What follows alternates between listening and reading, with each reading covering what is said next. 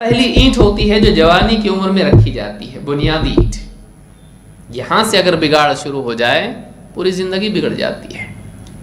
لیکن یہاں اس عمر میں اگر انسان کی سوچ صحیح ہو اور صحیح بنیادوں پر اس کی زندگی کی عمارت کی تعمیر ہو تو پھر باقی زندگی بھی صحیح گزرتی ہے۔ کتنے لوگ آج پچھتاتے ہیں، اب معلوم پڑا، اور پلٹ کے جب پیچھے دیکھتے ہیں تو انہیں اپنی غلطیوں کا ایک پہاڑ دکھائی دیتا ہے۔ میں نے جوانی میں ایسا نہیں کرنا چاہیے تھا، میں نے یہ نہیں کرنا چاہیے تھا، یہ کرنا چاہیے تھا۔ ماضی میں جب وہ جھانکتے ہیں تو انہیں دکھائی دیتا ہے کہ میں نے جوانی میں بہت ساری غلطیاں کی،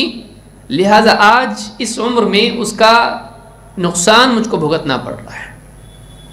اگر ہم چاہتے ہیں، دیکھیے جن کی گئی وہ تو گئی، ان کے پاس ماضی میں غور کر کے رونے کی بجائے بچا ہوا حال تو کم سے کم ہے، یہ ان لوگوں سے بہتر ہے جو دنیا سے چلے گئے اور توبہ نہیں کر پائے۔ ایک آدمی دیکھے، کیا میں نے اتنا سب کچھ ویسٹ کیا، ٹھیک ہے تو نے وہ ویسٹ کیا، اب یہ سوچنے میں ابھی کا بھی ویسٹ مت کر، اچانک موت آ گئی تو اصلاح کا وقت تجھ کو نہیں ملے گا۔ کم سے کم تو اس سے تو اچھا ہے کہ جس کو موقع ہی نہیں ملا، مرنے تک وہ غفلت میں پڑا رہا، مرنے تک وہ گناہوں میں پڑا رہا، مرنے تک اس نے اپنی زندگی غلط پر ہی گزار دی، تو اس سے تو اچھا ہے۔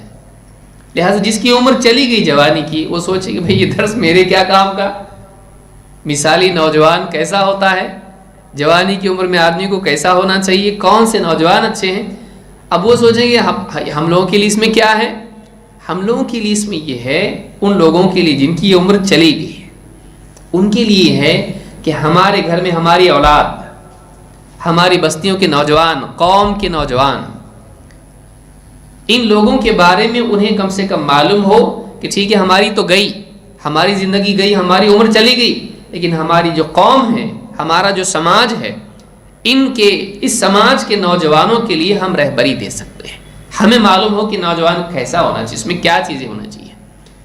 اچھے نوجوان کیسے ہوتے ہیں اور ان کے کیا اوصاف ہوتے ہیں، کن چیزوں پر ان کو دھیان دینا چاہیے، کیونکہ دین بہت وسیع ہے، دین کے شعبے بہت زیادہ ہیں۔ صرف ایمان ہی کی 70 کے قریب شاخیں ہیں، آپ سوچیے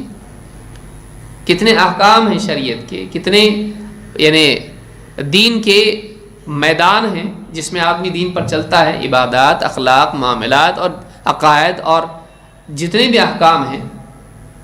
بہت کچھ ہے۔ لیکن وہ کیا بنیادی باتیں ہیں جو ایک نوجوان کو جن پر دھیان دینا چاہیے، اپنی زندگی میں ان چیزوں کو پکڑ کے چلنا چاہیے۔ اگر کسی کی جوانی چلی بھی گئی ہے تو غم کی بات نہیں ہے، وہ دوسروں کے لیے رہبر بن سکتا ہے۔